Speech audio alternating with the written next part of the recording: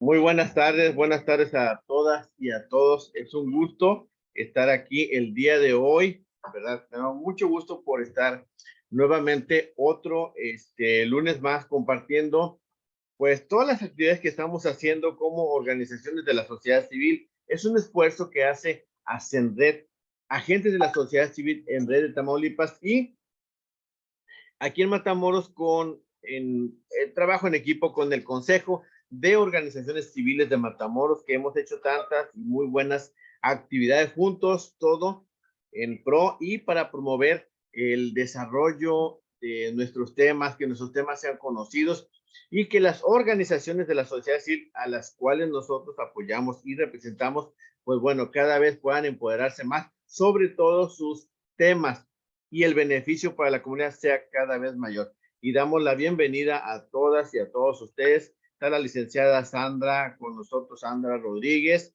de vinculación con las organizaciones de la sociedad civil. También Claudia Olivares, que del mismo departamento, pues nos está apoyando con la asistencia y también, pues ya siendo ellas el vínculo del municipio de Matamoros con las organizaciones de la sociedad civil. La hermana Nancy, de Ciudad Victoria, de una asociación que apoya sobre todo a la mujer, que da mucho apoyo a la mujer, y también el doctor Gerardo Flores, que está apoyando a personas con discapacidad, el área de tanatología, y no podemos dejar también de mencionar a nuestra compañera amiga Sonia Razolo, es la ingeniero que representa a APAD. Ellos apoyan mucho a lo que es los derechos y protección animal. APAD apoya mucho a los gatos y perros, animales domésticos que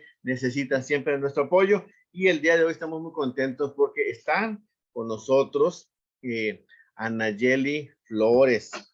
Ella viene en representación de Médicos Sin Frontera, que la verdad estamos pues muy contentos porque se haya podido realizar esta plática, y ella es oficial de asuntos humanitarios y desde hace meses hemos estado trabajando a través de Ascender, a través del Consejo, pues conociendo un poquito de lo que ellos y ellas realizan específicamente y en este tiempo aquí en Matamoros.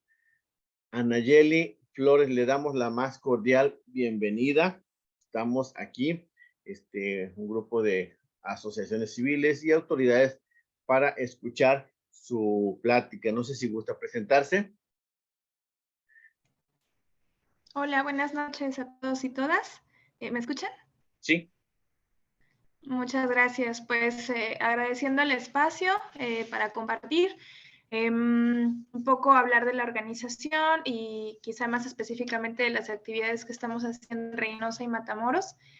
Y bueno, mi nombre es Anayeli Flores, yo soy originaria de la Ciudad de México, trabajo para Médicos Sin Fronteras ya desde hace 6 años y pues bueno, mi formación es en antropología y pues bueno, he tenido como diferentes espacios en los que he podido participar de diferentes actividades en la organización.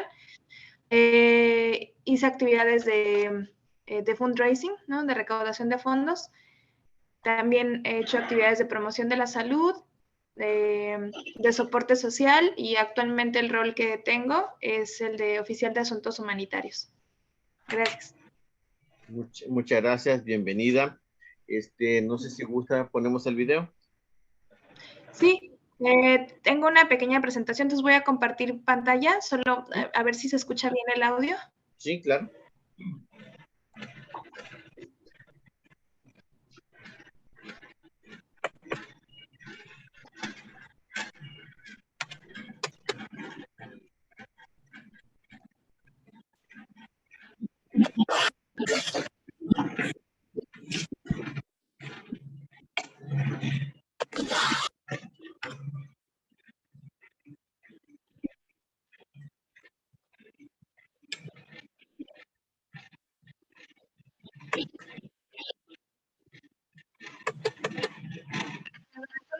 duda es si se estaba viendo la pantalla que estaba compartiendo o no. No, todavía no se ve. Ah, ok. Yo sí la veía hace un momento, ya se quitó, pero yo sí la veía. Ah, ok. No sé los demás. No. No, y como que hay mucho ruido de fondo. Podemos acordar cerrar los micrófonos.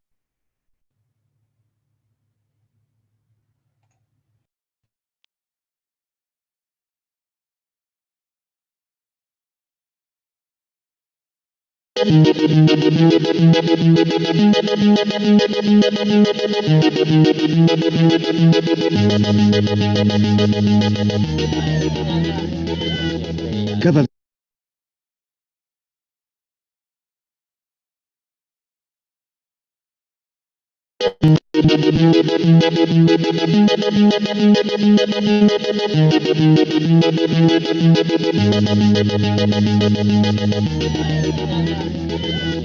Cada día, millones de seres humanos sufren la guerra, la violencia, el desplazamiento, los desastres naturales, las epidemias, las enfermedades olvidadas, la exclusión extrema. Cada día, millones de personas necesitan atención médica urgente y no la reciben. Desde hace más de 40 años, Médicos Sin Fronteras les presta asistencia. Lleva en su nombre los ideales que defiende. Una acción médico-humanitaria independiente que acuda donde las víctimas de emergencias lo requieran.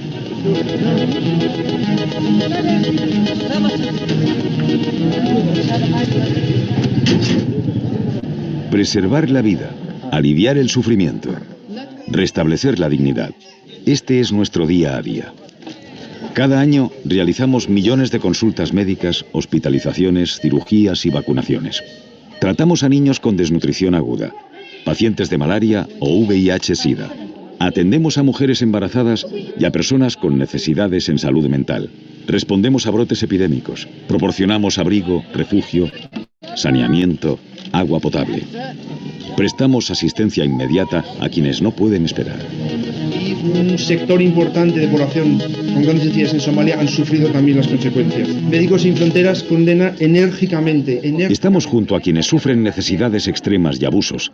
Y creemos que contar lo que vemos también salva vidas. Dando voz a quien no la tiene. Señalando a quien causa las crisis. A quien debe solucionarlas y no lo hace. A quien obstaculiza la ayuda. A quien ataca a civiles y hospitales.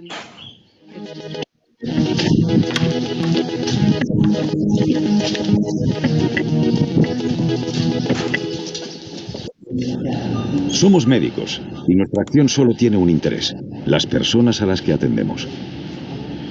La ayuda humanitaria no debe ser manipulada. Nosotros decidimos dónde prestar asistencia y a quién. Somos neutrales, imparciales. No preguntamos por la raza, la religión o la ideología de nuestros pacientes.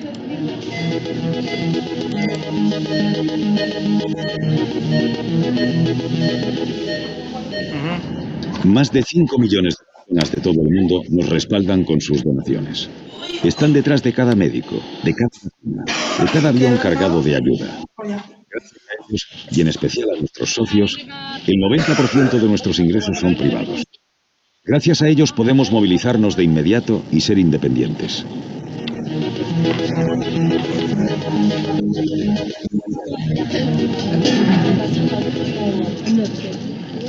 Médicos Sin Fronteras es una de las principales organizaciones humanitarias del mundo. Trabajamos en 70 países. Somos médicos, enfermeros, logistas, financieros, psicólogos, periodistas. El sufrimiento no conoce fronteras. Por eso reivindicamos el acceso a quienes necesitan ayuda médica urgente, estén donde estén. Y seguimos luchando cada día por llegar hasta ellos.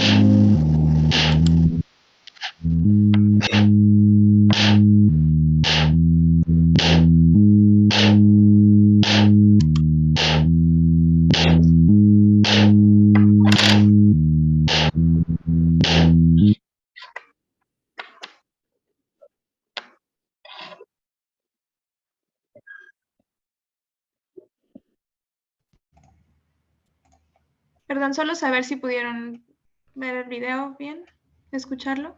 Gracias. Gracias. Vuelvo a compartir pantalla para continuar con la presentación. Claro. Sí. Bien.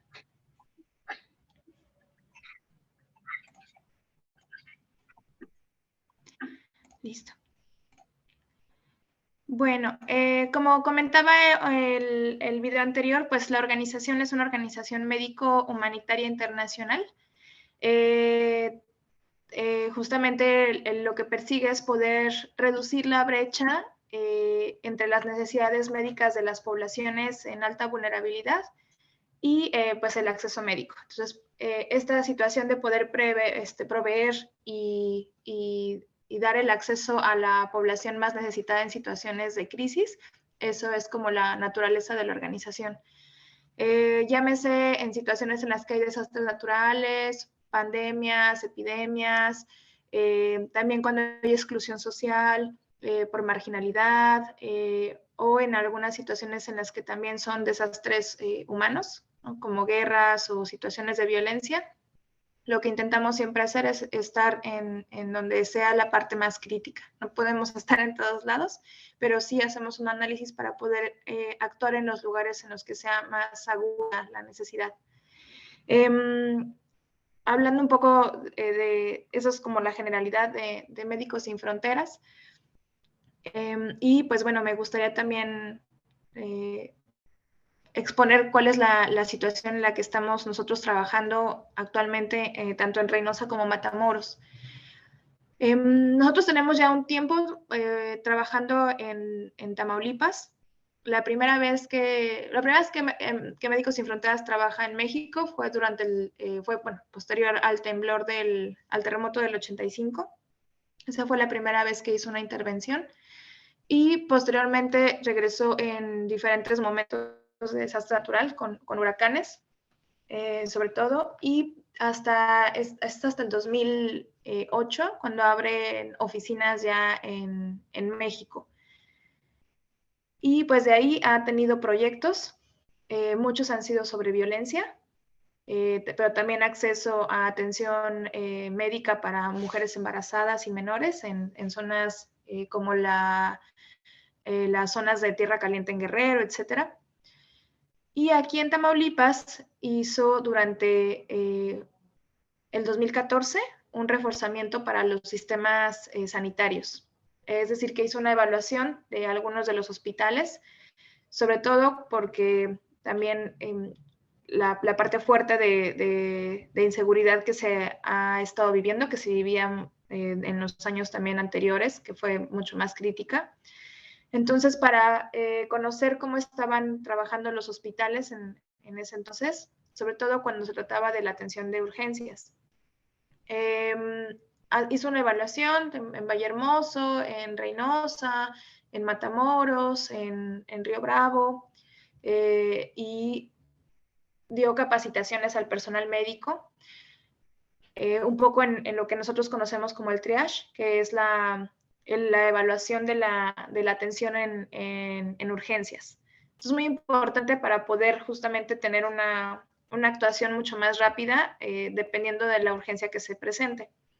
Dio capacitaciones, reforzó también con equipo y resultado también de esta exploración que se hizo fue la creación en conjunto con Secretaría de Salud para la parte de remodelación de urgencias para el Hospital General de Reynosa.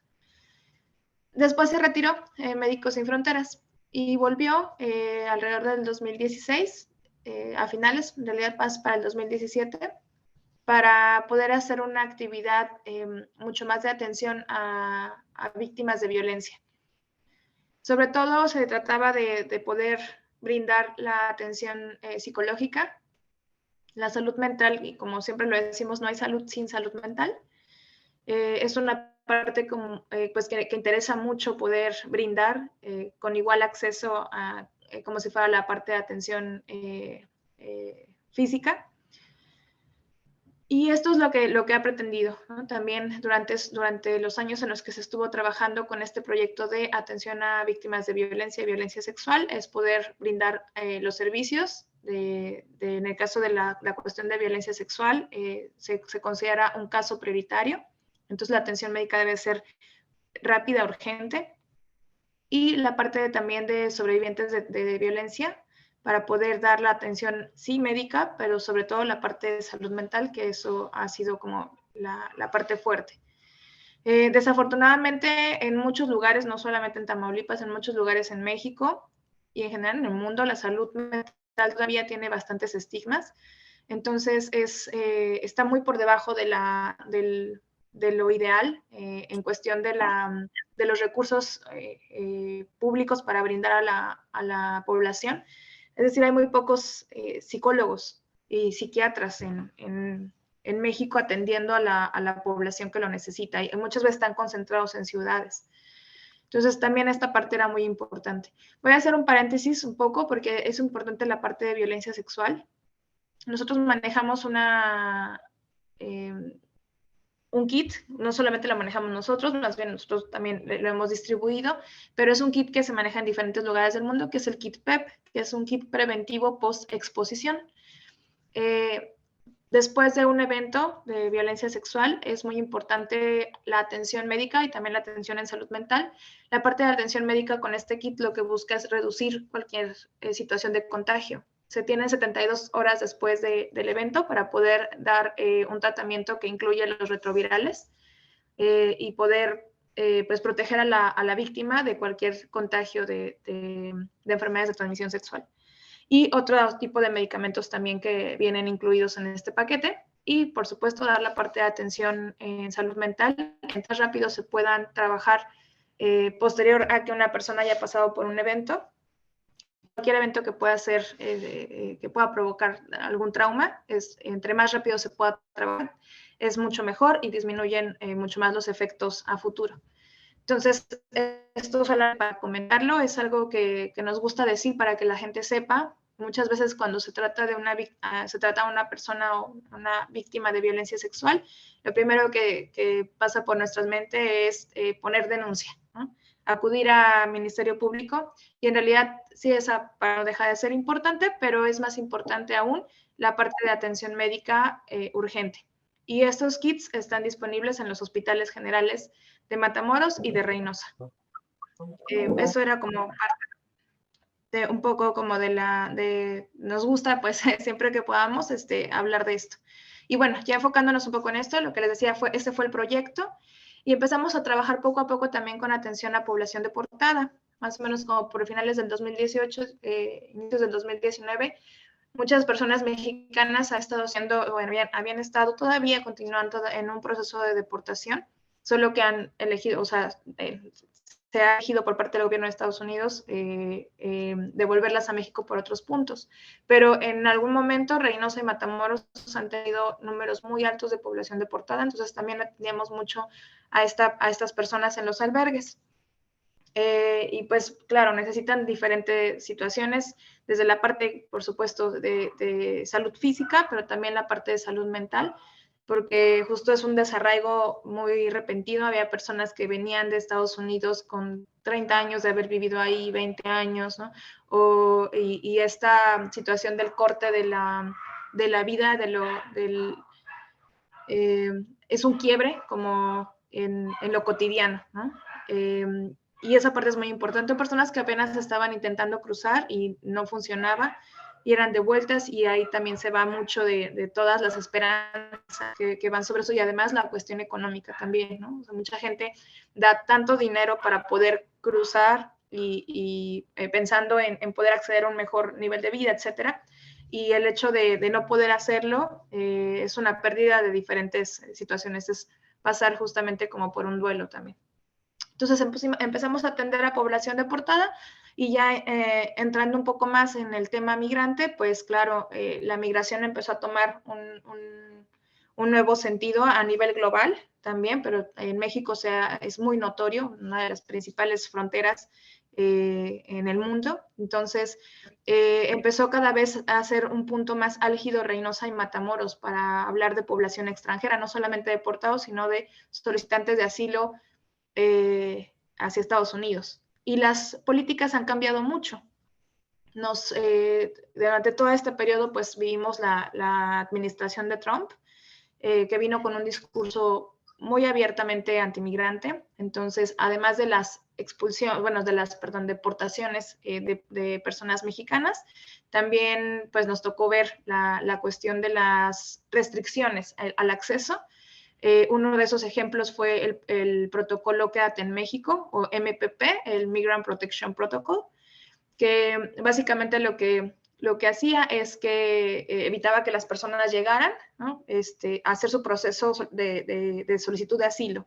En el mundo está aceptado y firmado una convención que protege a las personas que buscan seguridad, ¿no? Que buscan protección internacional. Y pues muchos países son firmantes, entre ellos Estados Unidos. Dentro de las cosas que se mencionan es que la persona solicitante de asilo pues tiene que llegar a territorio, rendirse, hablar, o sea, solicitar el asilo y entraría a un proceso migratorio, más bien, un proceso migratorio para que pueda iniciar su proceso, ¿no? De evaluación, si el país acepta o no acepta a la persona como migrante. Bajo antes de que empezara el MPP, lo que pasaba con las personas solicitantes, y no sé si a lo mejor algunos los recordarán en los puentes, es que la gente llegaba y se ponía en el puente ya cruzando a Estados Unidos, y ahí esperaban a ser procesados, justamente ya en territorio de Estados Unidos. Cuando empezó este programa, algo que se hizo en todos los puntos de entrada fue recorrer casetas hacia el límite. Entonces ya la gente no podía tocar territorio de Estados Unidos y solicitar el asilo. Ya desde ahí eran devueltos hacia migración mexicana. Entonces, este proceso del MPP o el Quédate en México, lo que hizo fue que todo el proceso que una persona normalmente lleva, que es yo llego y solicito asilo y estoy en territorio del país en el que estoy solicitando protección, lo llevo en ese espacio. Entonces, y ya se presentarme al juez, pruebas, etcétera. Y lo que hizo este programa fue, ok, cruzas, te hago un registro y te devuelvo a México a esperar tu fecha de corte, a que esperes tu momento en el que presentas evidencias, a que 2 o 3 citas, etcétera. Bajo este programa fueron devueltos más de 70,000 personas. Y fue un tiempo en el que no sé si a lo mejor habrá gente de aquí de Reynosa, Matamoros, pero hubo un gran número de personas cubanas durante periodos muy, muy largos de tiempo. No solamente cubanos, había también obviamente personas desde el Triángulo Norte de Centroamérica, que han sido los principales flujos, pero muchos cubanos que estuvieron como por un año, ¿no? Que fue lo que duró este MPP, un poco más de un año. Y justamente también pasó lo de la pandemia COVID y se implementó una medida que se llama Título 42. El Título 42 es que se considere como situación de seguridad nacional a una cuestión sanitaria, que era el COVID. Entonces, lo que hizo el gobierno de Estados Unidos es utilizar el COVID para decir que había un riesgo en personas extranjeras que llegaran por tierra y justamente prohibió el ingreso. Entonces, persona que llegara, persona que se expulsaba hacia México. Estuvieron activos estos dos procesos. Cuando llega Biden, el MPP lo suspende y por eso en Matamoros rápidamente el campamento que se formó en Matamoros fue resultado del MPP, del Quédate en México. Cuando llega Biden y suspende el MPP, se agilizan los procesos y rápidamente ese campamento desapareció. Ese campamento tuvo cerca de 3,000 personas, poco más, y estuvieron por más de un año ahí en el Bordo, donde actualmente hay otro campamento, un poco más hacia el puente, y las personas cruzaron. Entonces, el Título 42 continuaba y continúa todavía. Ha habido como diferentes intentos por parte de organizaciones de la sociedad civil, sobre todo de Estados Unidos, para que quiten esa medida porque pues ya no hay una excusa, es una excusa de carácter sanitario, pero en realidad lo que pretende es el frenar los flujos migrantes y ha habido diferentes intentos. Entonces, actualmente todavía está el Título 42, es por eso que estamos viendo a muchas personas detenidas en México. en diferentes fronteras, pero más hacia Reynosa y Matamoros, se han concentrado mucho. O sea, un punto muy importante para la migración extranjera, principalmente por la actuación también de los procesos que son muy particulares en estas fronteras. Se llegó como a una, no podemos decir que haya sido como un acuerdo, seguramente no previsto, pero durante un buen tiempo hubo excepciones al título 42. Ha habido las excepciones que se han llevado por listados, ¿no? Es decir, que la vulnerabilidad de las personas, de las familias migrantes, pueda ser considerado como una excepción para poder ingresar y que no sea aplicable el título 42 para estas personas. Pero la forma en la que habían estado cruzando las personas es por medio de un listado. Entonces, esto rápidamente se ha corrido, pues obviamente la voz entre las personas migrantes. No solamente corresponde a eso, las situaciones globales son muy, muy complicadas. La pandemia le pegó muchísimo a diferentes economías en todo el mundo, pero la violencia también ha crecido. Ha habido eventos de desastres naturales en América Latina, pero también hay cuestiones políticas, sobre todo conflictos políticos que han obligado a las personas a salir. Es decir, los flujos han continuado y se han incrementado porque las situaciones de vulnerabilidad en su país de origen han incrementado también. Y un punto en el que había como una brecha para poder ingresar en Estados Unidos han sido las excepciones al título 42. Entonces, en Reynosa y en Matamoros se comenzó también a hacer listados, no solamente aquí, también en algún momento los llevó a cabo Nuevo Laredo, Piedras Negras, Tijuana, ¿no? Pero pues claro, geográficamente las personas tienen mayor acceso, es más rápido viajar desde la zona sur de México hacia estos puntos, Reynosa, Matamoros, que hacia Tijuana, ¿no? Aún así hay muchos migrantes a lo largo de las fronteras, pero esto se los estoy explicando un poco para darles como un preámbulo del por qué hay tantos migrantes actualmente. El título 42 continúa, es decir, que las personas que crucen pueden ser expulsadas de manera inmediata. No es una deportación, es una expulsión. Una deportación lleva todo un proceso todo de documentación documentado y el gobierno tiene que llevar a la persona resguardada hasta su lugar de origen.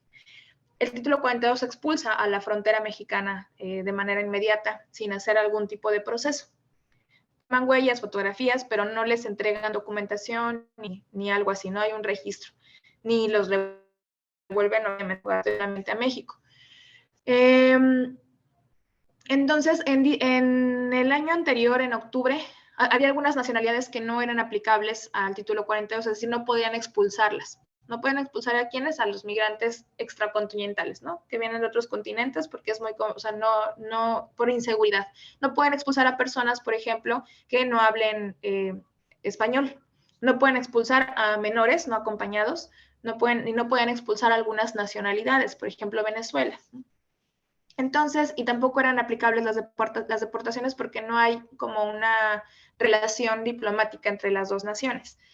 Y entonces, ¿qué es lo que pasó? Que empezó a haber una ola de migrantes de Venezuela muy grande, de Venezuela, pero también ha habido de Haití, sobre todo, por las crisis. Haití ha tenido unas crisis gravísimas, ¿no? Históricas, pero también de diferentes lugares como Nicaragua, ¿no? Y claro, el Triángulo Norte de Centroamérica, que ha sido un punto muy importante, sobre todo estas personas huyendo de violencia, de inseguridad, mucha violencia por pandillas, etcétera, pero también algunos catástrofes naturales como fueron los huracanes Zeta y Ota, pues esto, ¿no? También hay bastante población mexicana, porque a veces las personas cuando dicen, los migrantes no consideran a nuestros propios desplazados internos, forzados. Hay mucha gente que viene de Chiapas, de Guerrero, de Michoacán, ¿no? De Zacatecas, huyendo de la situación de violencia del propio estado. Estas personas se unen a las grandes filas de migrantes extranjeros que también se encuentran actualmente en Reynosa y en Matamoros. Entonces esto lo planteo un poco como un antecedente, un preámbulo, para explicar un poquito ya ahora sí en forma cuáles son nuestras actividades. Pues bueno, aquí es la fotografía. Lo que muestra es una niña que está en uno de los campamentos que es en Reynosa, en Senda de Vida 2, se conoce como ese campamento, y es un campamento que ha llegado a albergar dentro hasta más de 2,000 personas, ¿no? 2,200 ha sido como su máximo. Bueno, aquí pueden ver una imagen de justo a las afueras de uno de los albergues, la mayoría de la población de Haití. Esta fotografía también ya tiene meses anteriores. Los flujos han ido cambiando mucho, ¿no? De pronto se pueden ver más personas de Haití o de pronto más de Venezuela, a veces por los diferentes puntos se distribuyen de manera distinta, pero es un ejemplo justamente de la conglomeración de personas que hay, ¿no? Entonces, pues bueno, aquí explica un poco eso. Ha habido bastante población, creo que históricamente nunca había habido tanta población extranjera en estas localidades. Se ha dicho, es muy difícil de hacer un conteo exacto, pero se ha dicho que, por ejemplo, Reynosa ha llegado a tener hasta 11,000 personas, Matamoros ha llegado a tener hasta 8,000, 9,000 en los puntos más altos. Y pues bueno, son localidades pequeñas que no tiene, que desafortunadamente las capacidades que existen en las localidades para responder a estas grandes olas de población que traen diferentes necesidades, también necesidades en salud, y necesidades básicas, agua, luz eléctrica, un albergue, un techo, comida, el espacio de higiene, etcétera. Pues las localidades no han podido responder tan rápido como para poder hacer frente a estas grandes necesidades. Y pues lo que vemos justamente son personas que pues se han visto en la necesidad de acampar en calle, ¿no? de tener que buscar apoyo en otros lugares, o mucho de la sociedad civil, ¿no? Estas donaciones que a veces se hacen de agua, de alimento, de ropa. Entonces es como la forma en la que también la población ha podido pues sostenerse. También existe, si bien es verdad, existen también algunas familiares de las personas migrantes, pues que han sostenido, ¿no? El trayecto de la familia o de la persona. Algunos desde Estados Unidos, algunos desde el lugar de origen, pero la realidad es que en pocas ocasiones o en pocas nacionalidades existe realmente un sustento para el tiempo tan largo de espera que se había estado desarrollando, ¿no? Gente que estaba esperando desde hace un año, meses, familias, etcétera. Perdón. Sí, perdón, ¿Sí? ya se va a acabar el tiempo. Ahorita, por favor, si me hacen favor, volvemos a entrar con la misma clave. Quedan 2 segundos. Sí, gracias. Gracias. Okay.